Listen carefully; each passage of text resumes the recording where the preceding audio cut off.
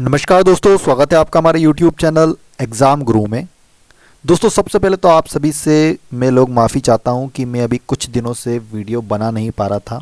मेरे साथ क्या हुआ था, क्या ट्रेजेडी हुई थी, या फिर मैं किस प्रोजेक्ट में बिजी था, सभी चीज़ों पे बात करूंगा। साथ साथ आपके मन में दो क्वेश्चंस सबसे ज़्यादा चल रहे हैं। जैसा कि आपको पता है कि एनटीपीसी सीबीटी 1 का एग्ज़ाम अभी चल रहा है और लगभग ख़त्म होने की स्टेज पर आ गया है। ठीक है ना। पूरा वीडियो शुरू से आखिर तक जरूर देखिएगा क्योंकि बहुत ही महत्वपूर्ण बातें करने वाला हूं मैं आज आपके सामने। देखिए, सीबीटी 1 का एग्ज़ाम लगभग ख़त्म होने वाला है, तो अब सबके मन में पहला प्रश्न आ रहा है कि एनटीपीसी सीबीटी 2 की तैयारी कैसे करना है आपको। देखिए, जब तक आप कंप्लीट तैयारी नहीं करेंगे, जब तक आपका सिलेक्शन माना नहीं जाएगा। देखिए, आपको पता होगा कि जो एनटीपीसी का सीबीटी 1 का एग्ज़ाम था वो सिर्फ क्वालिफाइंग नेचर का है, उसके मार्क्स काउंट नहीं होंगे आपके फाइनल मेरिट लिस्ट बनने में। सीबीटी 2 के जो मार्क्स होंगे उसकी बेस पर ही आपकी मेरिट लिस्ट बनेगी और उस पर ही आपका सिलेक्शन माना जाएगा। तो अब आपका क्वेश्चन है कि कैसे तैयारी करें। और एक और चीज़ बता दूं कि कोई भी बच्चा ये बिल्कुल भी नहीं सोचे कि उसका सिलेक्शन नहीं होगा। अगर आपके 50 नंबर भी आ रहे हैं, वे ध्यान से सुनिएगा, अगर आपको 100 में से 50 नंबर का भी करके आए हैं आप, तो ये मानिए कि आपका सिलेक्शन कंफर्म है। क्यों? क्योंकि हो सकता है कि आपका पेपर टफ हुआ होगा उस शिफ्ट में, तो आपके नॉर्मलाइजेशन मार्क्स बहुत ज़्यादा बढ़ने की संभावना है। इसलिए ये मान के चलिए कि आपका एनटीपीसी सीबीटी 2 का एग्ज़ाम कंफर्म होना ही है। अगर बाय चांस आप सोचेंगे कि नहीं होने वाला है, मेरा तो पेपर अच्छा नहीं गया, और एकदम अगर आपका सिलेक्शन हो जाता है, तो आप 10 से 15 दिनों में तैयारी नहीं कर पाएंगे क्योंकि एकदम आएगा आपका सीबीटी 2 का पेपर। ठीक है ना। दूसरी बात करेंगे हम ग्रुप डी वाले बच्चों के लिए कि अब उनका एग्ज़ाम स्टार्ट होने ही वाला है, ये मान लीजिए, तो उनको अब कैसे तैयारी करनी है। देखिए, जो पेपर हुए हैं अभी एनटीपीसी सीबीटी 1 के, उसमें जिस तरह के क्वेश्चंस पूछे गए हैं स्पेशली वही क्वेश्चंस क्या आने की संभावना है या फिर कुछ नए क्वेश्चन पूछ सकता है। अभी तक का जो रिकॉर्ड रहा है 5 से 10 सालों में, 5 सालों का अगर रिकॉर्ड देखा जाए रेलवे का, तो रेलवे का जो रिकॉर्ड है वो ये है कि क्वेश्चंस रिपीट किए जाते हैं। बात करूं लेटेस्ट की ही सीबीटी 1 एग्ज़ाम की एनटीपीसी की, तो उसमें ही ये मान लीजिए कि जो फर्स्ट फेज़ के कुछ क्वेश्चन थे वो सेकंड फेज़ में रिपीट हुए थे, सेकंड फेज़ के थर्ड फेज़ में हो रहे हैं, थर्ड के फोर्थ, मतलब रिपीटेशन बिल्कुल चल रहा है। डे बाय डे भी कुछ क्वेश्चन तो रिपीट हुए हैं। तो इसके बेस पर हमको अपनी तैयारी कैसे करनी है उस पर भी बात करेंगे। तो वीडियो बहुत ही इंपॉर्टेंट होने वाला है। फाइनल रणनीति, मतलब पूरा वीडियो शुरू से आखिर तक देखिएगा, बहुत ही इंपॉर्टेंट। और आखिरी में मैं आपको बताऊंगा कि अब मैं आगे कैसे पढ़ाने वाला हूं, मैं क्यों नहीं भी पढ़ा रहा था, किस प्रोजेक्ट में बिजी था, या फिर मेरे साथ क्या हो गया था, क्या ट्रेजेडी हो गई थी, सब चीज़ों पे बात करेंगे शुरू से आखिर तक। इसलिए वीडियो को शुरू से आखिर तक जरूर देखिएगा, बहुत ही महत्वपूर्ण वीडियो। तो चलिए वीडियो को स्टार्ट करते हैं। चलिए दोस्तों, सबसे पहले बात करेंगे हम ग्रुप डी वालों को अब अपनी तैयारी आगे कैसे कंटिन्यू करना है। देखिए, आपको पता है कि जो एनटीपीसी का एग्ज़ाम हुआ था, कुछ बच्चे ऐसे होंगे कि जिन्होंने एनटीपीसी का फॉर्म भी भर रखा है और जिन्होंने ग्रुप डी का फॉर्म भी भर रखा है, तो उनको तो बहुत ही फ़ायदा होने वाला है क्योंकि उन्होंने अगर एनटीपीसी की तैयारी करी होगी तो उनको पता होगा कि किस तरह के क्वेश्चंस एग्जाम में पूछे गए अगर आपका एग्ज़ाम हो गया है तो।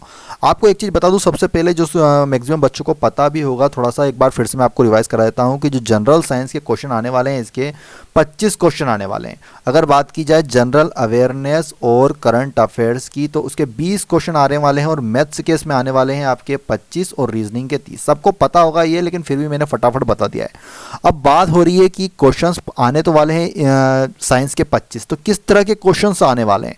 एनटीपीसी की बात की जाए तो एनटीपीसी में साइंस के जितने क्वेश्चन आने थे उतने आया नहीं है, क्योंकि मैक्सिमम क्वेश्चन जो स्टैटिक जीके से आए थे वो भी history, polity, geography, sports, economy, इनसे मैक्सिमम क्वेश्चन आए थे। करंट अफेयर्स और साइंस से बहुत कम क्वेश्चन आए थे। लेकिन बात की जाए ग्रुप डी की, तो ग्रुप डी में स्पेशली पहले ही बता दिया था उन्होंने सिलेबस में कि 25 क्वेश्चन आपके साइंस से आने वाले। और साइंस से मैं आपको बता दूं, फिजिक्स, केमिस्ट्री, बायोलॉजी के क्वेश्चन जिस तरह मैं पढ़ाता हूं, अब आपको आगे पढ़ाने वाला हूं उसके बारे में बात करूंगा, उस तरह के क्वेश्चन ही पूछे जाएंगे। क्वेश्चन रिपीट कैसे होंगे, तो रिपीट बिल्कुल क्वेश्चन होंगे इसमें, क्योंकि अभी तक का जो रिकॉर्ड मैंने आपको थोड़ी देर पहले ही बताया है, ये रिकॉर्ड रहा है कि मैक्सिमम क्वेश्चंस रिपीट होते हैं। इसलिए आप एक बार जितने भी क्वेश्चन एनटीपीसी में पूछे गए हैं साइंस टॉपिक से, वो जरूर पढ़ लीजिएगा। इस पर मैं एक स्पेशल वीडियो भी बना दूंगा। वैसे मैंने फेज़ 1 के वीडियो में बता दिया था कि 1000 क्वेश्चन जिस तरह के पूछे गए थे, मैक्सिमम बच्चों ने वो देख भी लिया है। बात करूंगा जनरल अवेयरनेस और करंट अफेयर्स के जो 20 क्वेश्चन आने वाले। करंट अफेयर्स कितने महीने का आएगा, ये क्वेश्चन आपके दिमाग में आएगा।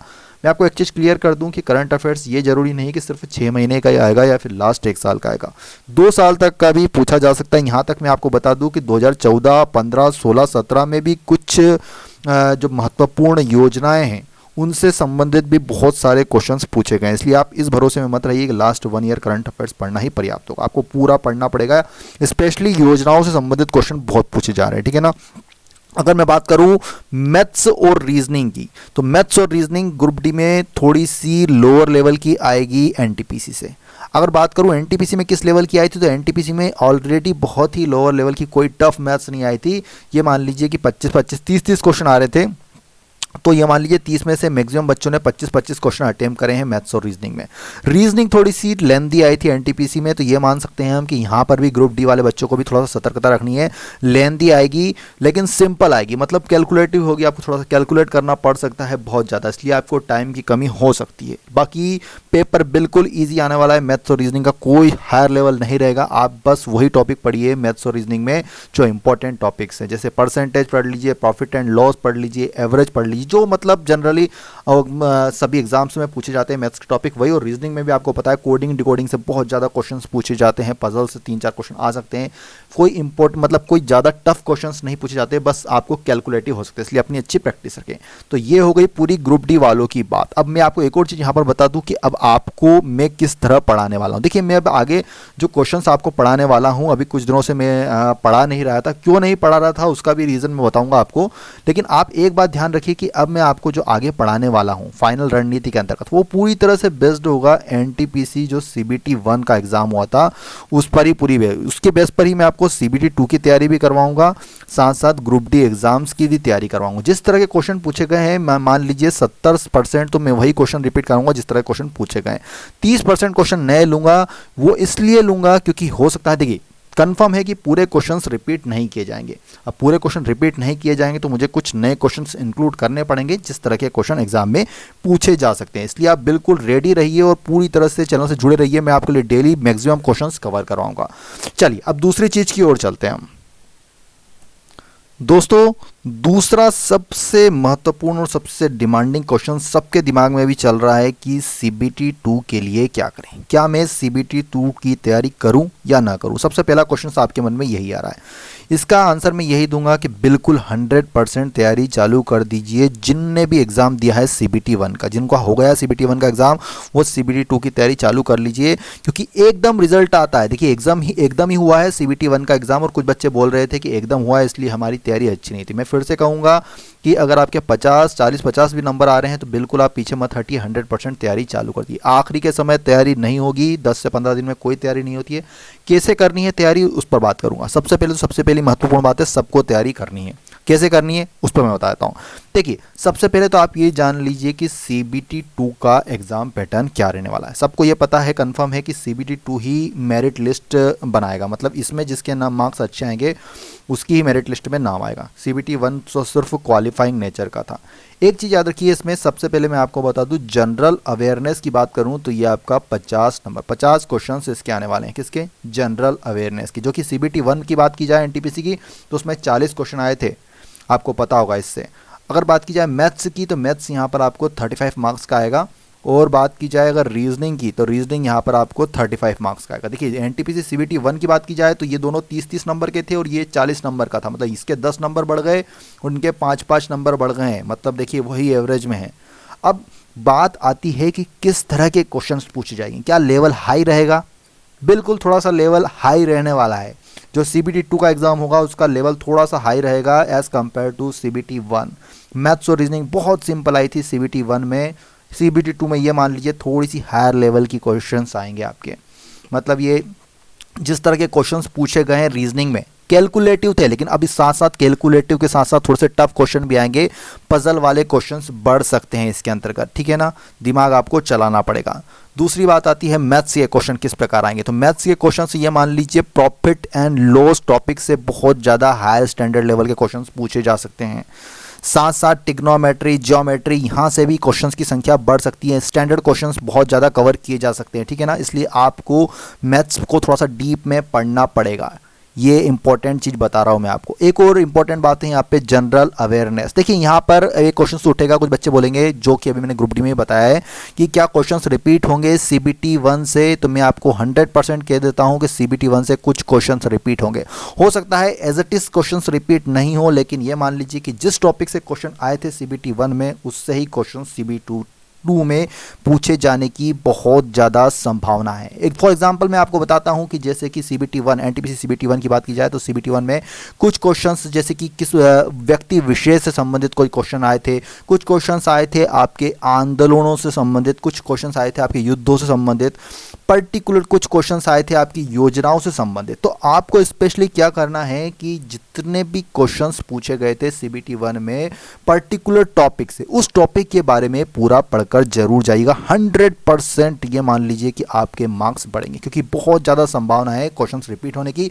अगर नहीं भी रिपीट होते हैं तो टॉपिक तो 100% रिपीट होगा, ये मान लीजिए।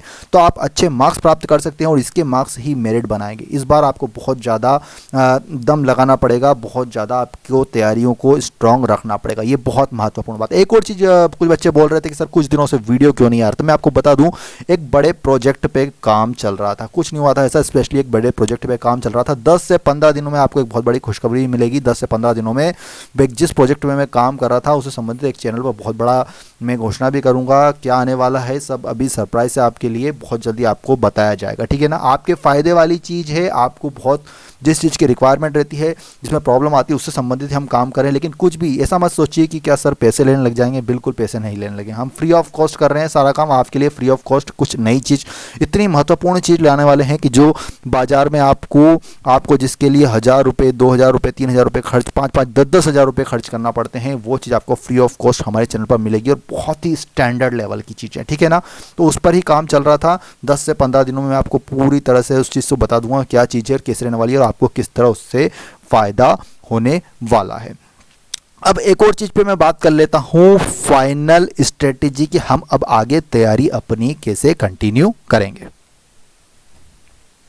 देखिए दोस्तों, अब यहाँ पर दो चीज़ आती है हमारे पास। कुछ बच्चे ऐसे होंगे जो टारगेट कर रहे होंगे एनटीपीसी सीबीटी 2 को, कुछ बच्चे ऐसे होंगे जो ग्रुप डी का फॉर्म भर रखा होगा जिन्होंने, और कुछ बच्चे ऐसे होंगे जिन्होंने इन दोनों एग्ज़ाम के लिए फॉर्म भरा होगा, ठीक है ना। अब हमको, लेकिन आपको एक चीज़ यहाँ पर क्लियर है कि ये सभी चीज़ें आती हैं रेलवे के अंतर्गत। तो रेलवे का पैटर्न लगभग 90% सभी एग्ज़ाम का समान ही होता है, 10% में ही वो चेंज करता है। मतलब यहाँ 10 से 20% ही चेंज होना है सीबीटी 2 में। आपने ये भी देखा होगा कि जहाँ पे 40 नंबर का आ रहा था आपका जीके, वहाँ पे 50 नंबर का हो गया, कुछ परिवर्तन नहीं हो रहा है, क्वेश्चंस का लेवल भी थोड़ा सा बढ़ेगा। अब हमको क्या करना है, हमारी आगे स्ट्रेटेजी कैसी रहेगी, मैं आपको किस तरह पढ़ाने वाला हूं उस पर थोड़ी सी बात कर लेते हैं। जिस तरह से मैं अभी आपको पढ़ा रहा था उसमें थोड़ा सा मैं चेंज ये करने वाला हूं कि अब हमारा पूरी तरह से बेस्ड होंगे, जो क्वेश्चंस आएंगे वो पूरी तरह से बेस्ड होंगे जिस तरह के क्वेश्चंस रेलवे में पूछे गए हैं। स्पेशली जैसे टॉपिक वाइज क्वेश्चंस मैं आपको पढ़ा सकता हूं यहाँ पर, टॉपिक वाइज, क्योंकि जैसे भी मैंने आपको बोला था कि क्वेश्चंस अगर रिपीट नहीं होंगे तो टॉपिक तो 100% रिपीट होंगे। तो टॉपिक वाइज क्वेश्चंस मैं आपके लिए लेकर आ सकता हूं। कुछ क्वेश्चंस मिक्स क्वेश्चंस भी ला सकता हूं, जो क्वेश्चंस इस बार रेलवे में नहीं आए लेकिन पिछले 5 सालों में पूछे गए हैं, हो सकता है वहां से क्वेश्चंस रिपीट हो जाए, तो उसकी बहुत ज़्यादा संभावना। और स्पेशली ग्रुप डी वाले बच्चों के लिए मैं आपको बता दूँ, जो क्वेश्चंस मैं आपको लेकर आऊँगा वो पूरी तरह से सीबीटी 1 में जिस तरह के क्वेश्चन पूछे गए हैं एनटीपीसी के वही रहेंगे। तो ये मान लीजिए कि आपका बहुत ज़्यादा उससे फ़ायदा होने वाला है और आपके बहुत ज़्यादा क्वेश्चन सही होने वाले हैं, क्योंकि 100% ग्रुप डी में तो एनटीपीसी सीबीटी 1 के क्वेश्चंस रिपीट होना ही है। इसलिए आप पूरी तरह से चैनल पर जुड़े रहिएगा।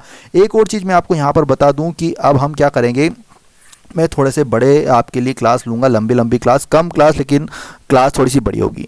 मैं आपके लिए लगभग 200 क्वेश्चंस, एक वीडियो में लगभग 200 क्वेश्चन, 100 से 200 क्वेश्चंस लेकर आऊँगा, जिससे क्या होगा कि एक सीटिंग में आपको 100 से 2 क्वेश्चंस एक बार में बन जाएंगे और सभी महत्वपूर्ण क्वेश्चंस रहेंगे, ठीक है ना। तो जब भी मैं वीडियो लॉन्च करूँगा मैं पूरी कोशिश करूँगा शाम को 7:30 बजे आपको वीडियो लॉन्च करूँगा, और आप 7:30 बजे बाद जब भी आपको फ्री टाइम मिले आप क्वेश्चंस को एक बार अच्छे से लगा लीजिएगा, जिससे जिससे कि आपका रिवीजन भी होता रहेगा, साथ साथ आपके क्वेश्चंस गलत नहीं होंगे, क्योंकि ये सभी क्वेश्चंस पूछे गए क्वेश्चंस रहेंगे, ठीक है ना।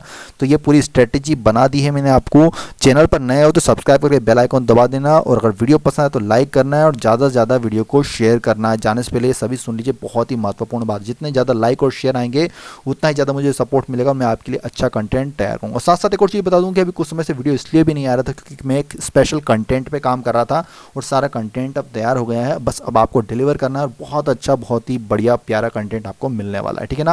और 10 से 15 दिनों में एक बहुत ही इंपॉर्टेंट घोषणा भी करने वाला हूँ, किस प्रोजेक्ट पे काम कर रहा था, आपको क्या फ़ायदा होने वाला है, ठीक है ना।